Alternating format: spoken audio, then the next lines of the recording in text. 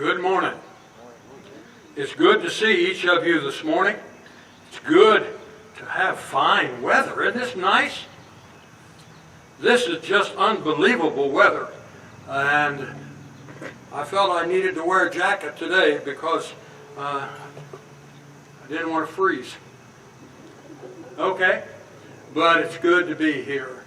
I want to begin this morning by expressing my gratitude to Travis and Kenny for their fine lessons that they taught us the last 2 weeks. Gave me a 2-week break, was a great opportunity, and I appreciate it so much. It's great to be part of a congregation that have young men that are willing to sacrifice so much and to teach us so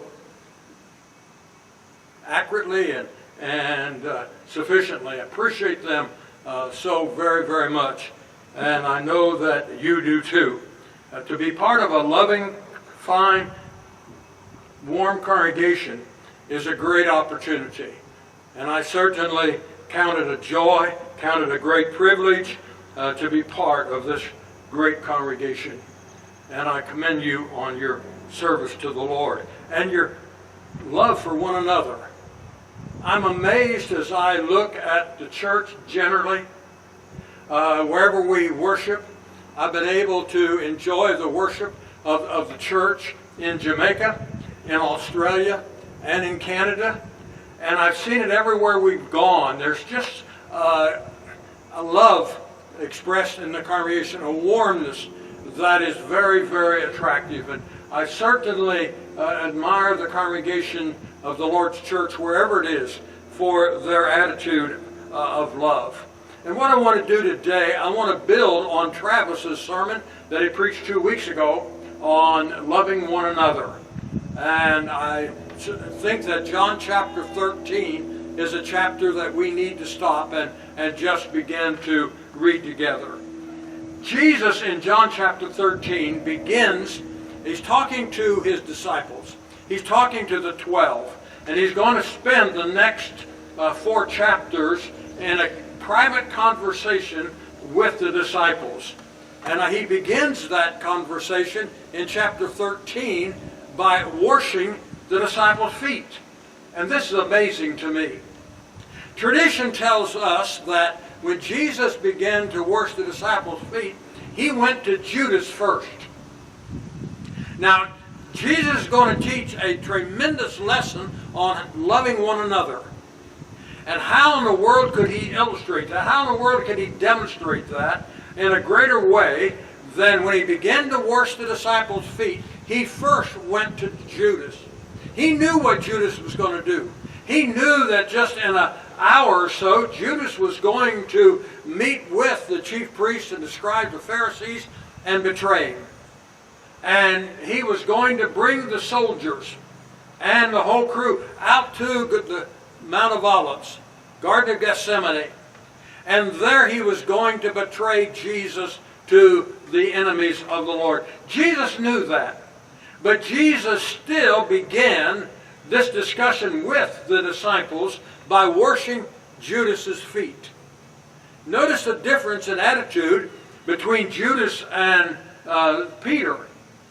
And we don't know. We don't have any statement concerning the attitude of Judas. But we certainly do of Peter. Peter wasn't going to have any part of it. Peter didn't even understand what Jesus was doing and why he was doing this. And what it would lead him to do later and to say later.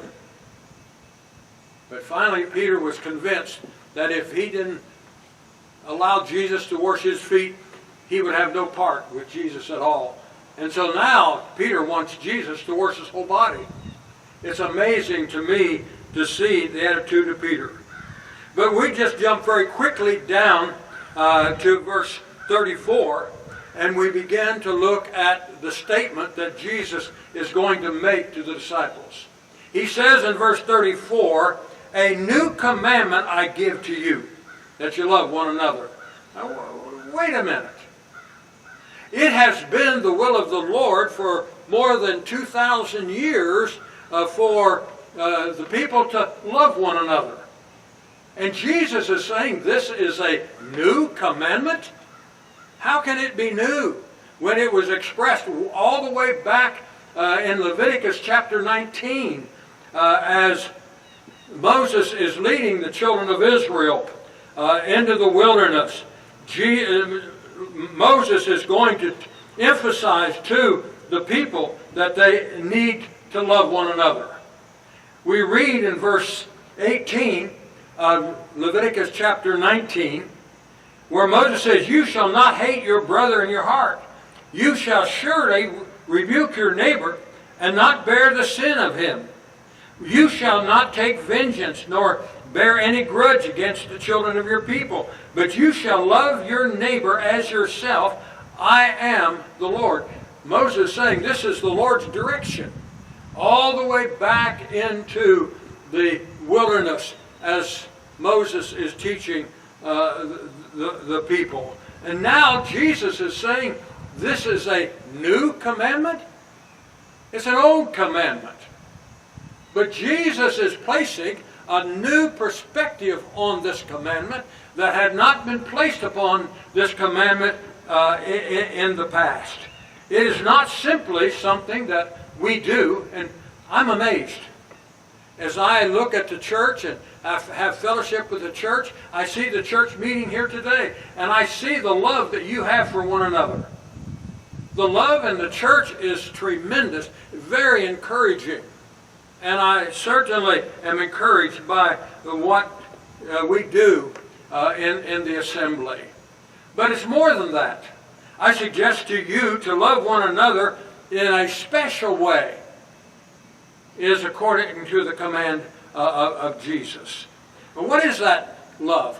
What is there about the love that he's talking about that identifies us to the world? He says, by this love, all men will know that you're my disciples.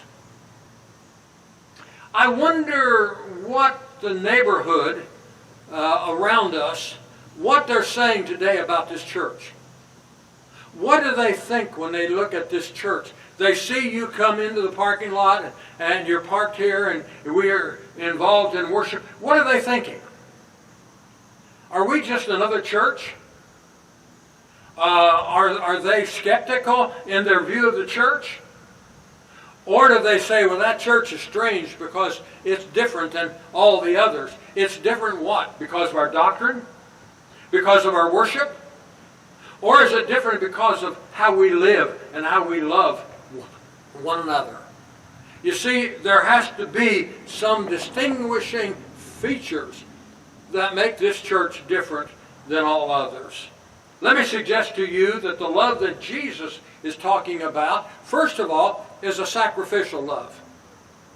It is based upon what he is going to do in the next day or so after he teaches the disciples. This is the last week of his life. In fact, probably the last 3 days of his life on earth before he's going to be crucified. And he's talking about a sacrificial love. A love for one another that would take us out of our comfort zone and begin to serve others as he served us. He did that by washing the disciples' feet. He is saying now, the student is not above the teacher. The teacher is the one that should be above everybody else. And now if I wash the disciples' feet, then you ought to do the same thing. Have you ever washed someone's feet? Have you ever stooped down and knowing that the person's feet is probably rather dirty, and you are filled with so much love that you're going to stoop down and you're going to wash that person's feet? Let me suggest to you that is beginning the demonstration of love. In John chapter, and I'm going to read several scriptures, so bear with me.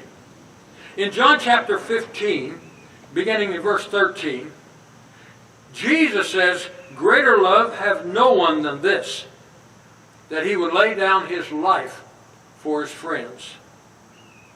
In response to that, the Apostle John in 1 John chapter 3, beginning in verse 16, says, By this we know love, because he laid down his life for us. So we also ought to lay down our life for the brethren. And then he talks about a man that has plenty of food and plenty of clothing, and he sees his brother that lacks all of these things. And John says that if he does not share with his brother the things that his brother needs, how can this be love? John said that's not love at all. You're just like the world, and let the world determine what you do. Paul said in Ephesians chapter 5, verses 1 and 2, that we ought to be imitators of God as dear children, and walk in love as Christ also has loved us, and given himself for us, an offering and a sacrifice to God for a sweet-smelling savor. Because of our love, how much sacrifice have we given? What have we sacrificed for our brother? Have we gone out of our way to really help our brother? You see, this kind of love is required if we're going to affect the world. If we're going to have the world to know us as God's children, we're going to need to have this kind of love. And by the way, I see this kind of love in the early church. In Acts chapter 2, verses 44 and 45, Luke records that all who believed were together and had all things in common, and sold their possession and goods, and divided them among all as they had need. Barnabas was a man in Acts chapter 4 that had some property. He sold his property and brought the entire selling price to the apostles and gave it to the apostles that the apostles could supply the needs of those who were in need. I don't know of anyone, well, there probably has been some, but I've not known them, that have sold their property and given that entire amount to the church to take care of needy people. That's what Barnabas did. And you know in Acts chapter 5 what happened to Ananias and Sapphira when they professed that kind of love, but hypocritically did not follow through. In 2 Corinthians chapter 8, beginning in verse 1, not only do we find that kind of love in Jerusalem, we find that kind of love in Macedonia.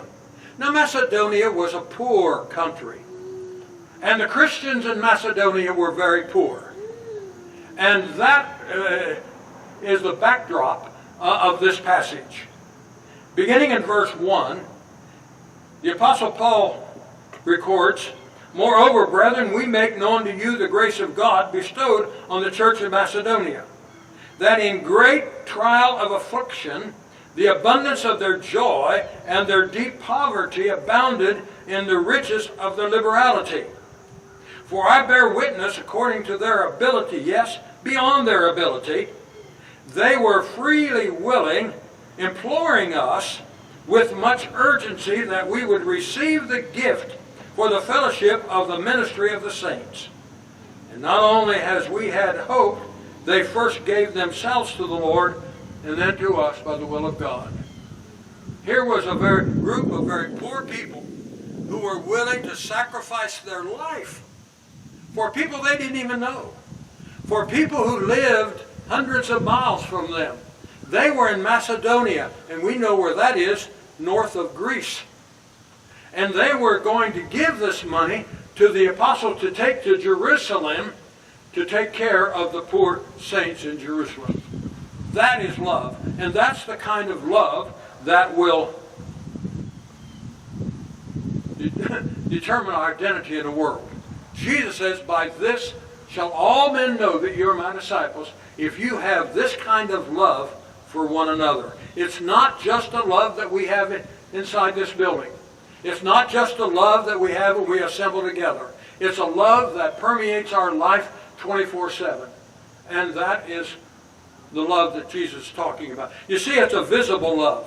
People can see it. Jesus said, by this all men will know, they'll see your love, and they will know your love, and they will identify you according to your love, you see. That visible love requires love to go beyond the church building, to go beyond the walls of our homes, to go into the neighborhood, to go into even foreign countries taking care of the needy. It is amazing as I see that taking place in the lives of people. It is a love that will move the unbelieving world to Jesus Christ, you see. Being a warm and friendly church is good. I think that's one of the great marks of this church. But you see, just being warm and friendly to one another, and even to visitors that come our way, is not enough. That love has to go, as I say, beyond the walls of the church building, beyond the walls of our homes, into the neighborhood, and take care of those who have need, you see. That is the love that Jesus is talking about. And as I was preparing this sermon, I had a person that asked me, well, how do we develop that love? How do you really learn to love to that degree? How in the world do you learn to sacrifice for others that you don't know, you see? First of all, we listen to God. God has taught us how to love. In 1 Thessalonians chapter 4, beginning in verse 9, the apostle writes, but concerning brotherly love, you have no need that I should write to you. For you yourselves are taught of God to love one another. You see. And indeed you do so toward all the brethren who are in Macedonia. But we urge you, brethren, increase in that love more and more. You see. We're taught of God. God teaches us how to love one another. And certainly John refers to that love in 1 John chapter 4, beginning in verse 9. He says, in this the love of God was manifested toward us. We all know what the love of God is all about. We all have read the story of the crucifixion, the sacrifice of Jesus, his sacrifice in coming to earth. God so loved the world that he gave his only begotten Son, that whosoever believeth in him should not perish, but have everlasting life. That's the love of God. God gave all that he had for us. If I would see a Christian family, a mother and a father, maybe with one son, and they would give that son, and that son would willingly accept that responsibility to go into an area and give his life for the people there, I would say that's love. There was an atheist one time that questioned God. He didn't believe in God. And trying to justify his unbelief, he talked to a man of God, criticizing God. He said, what kind of God would there be that would give his only begotten Son to a people he knew would abuse him, would persecute him, would mistreat him, and finally crucify him? And he would die for that people. What kind of a father would give his son to that kind of people? The preacher thought for a while, and he didn't know what to say. Finally, he came up with this. He said, sir, I may love you enough to give my life for you. But I'll tell you what, I don't love you enough to give my only son for you. God loved us that much. We know what the love of God is all about. We feel the results of the love of God, and we know that we are what we are today because of God's gracious love. So Jesus is saying to us, this is a new commandment. It's a different love. It's a love different than anything you ever experienced in your life. It's a love that will control what you do in regard to one another. It is a love that will move this world. Hey, we live in a world of hate. It's amazing to me that our world today has the attitude, the way to win today is to destroy your enemy. Destroy your opponent. And if you can destroy your opponent to the degree you might win.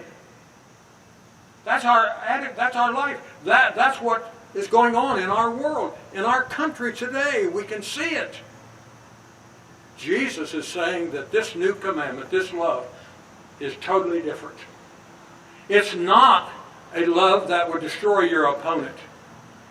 It's a love that would serve him.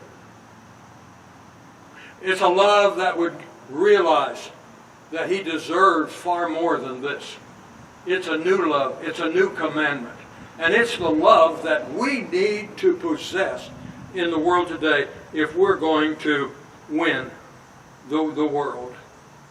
In Hebrews chapter 10, verse 24, again the apostle writes, "Let us consider one another in order to stir up one another to good works, not forsaking the assembly of ourselves together, as the manner of some, but exhorting one another, and so much the more as you see the day approaching."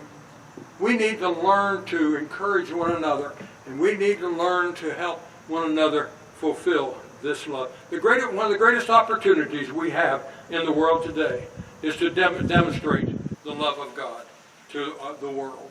To be able to move Portage County to Jesus Christ because we are a people of love, serving one another, helping one another, guiding one another as we try to help. I so appreciate the work of Steve and Becky and those who serve with them and giving out the food pantry every month.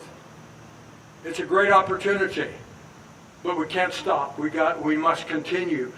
That's just the beginning of our love. We need to be a church that is known in the community, in this county, in the state, as a church of love.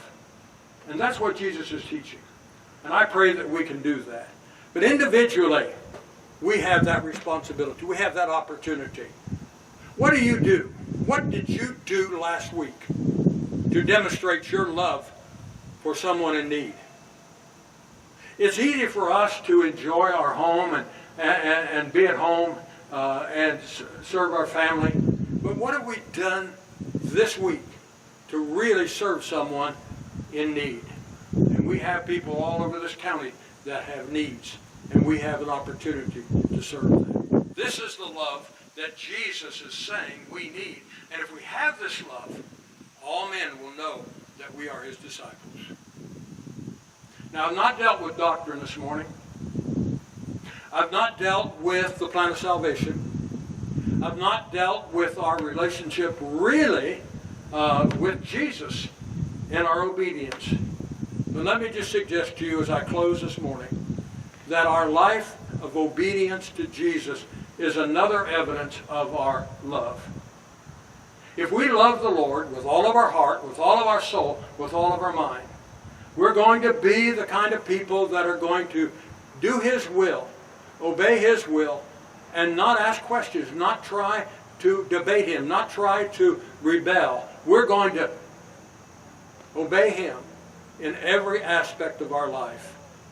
And if you are here this morning and you have not obeyed the Lord and the plan of salvation, today is the day of your salvation. We give you the opportunity while we're here in the parking lot. We can still obey the Lord. And if you need to obey the Lord in any direction, any way, will you come right now while together we stand and sing.